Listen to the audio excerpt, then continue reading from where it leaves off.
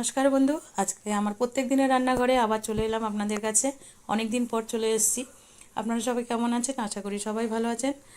আজকে নিরামিষ একটা রেসিপি চাউমিনের নিয়ে এলাম। এই যে তেল দিয়ে দিলাম জলের মধ্যে, যেন চাউমিনগুলো আটকে না যায় একটার পর একটা।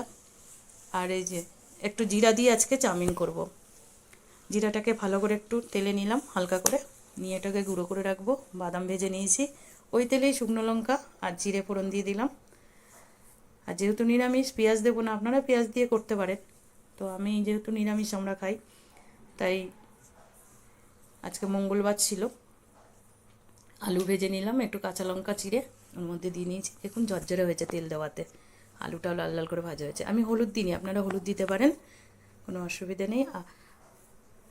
আর খুব তাড়াতাড়ি এটা হয়ে যায় চাউমিনটা, আপনারা বাড়িতে করে খাবেন। এই চাউমিনটা আমার এক বোন শিখিয়েছে, ও খুব সুন্দর করে।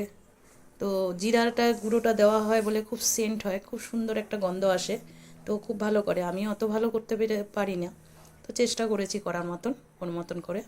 যাই হোক, আজকে বেশ ছেলের বন্ধুরা খুব বায়না করেছে আজকে খাবে। তো এই যে ছেলে নেই, বেড়াতে চলে গেছে, কিন্তু ওরা সবাই খাবে আজকে। এই চাউমিন হয়ে গেছে, মাঝে মাঝে একটু জিরের গুঁড়োটা দিয়ে দিয়েছি যেন সেন্ট হয়, আর ভাজা বাদামটা দিয়েছি নিরামিষের জন্য। তোমার চাউমিন আজকে এখানে শেষ, কমপ্লিট হয়ে গেল। এই যে আজকের ভিডিও এখানেই শেষ করলাম। আপনারা সবাই ভালো থাকবেন, সুস্থ থাকবেন। এই যে ওরা সবাই খাচ্ছে, আমার পাশে সব সময় থাকবেন। নমস্কার।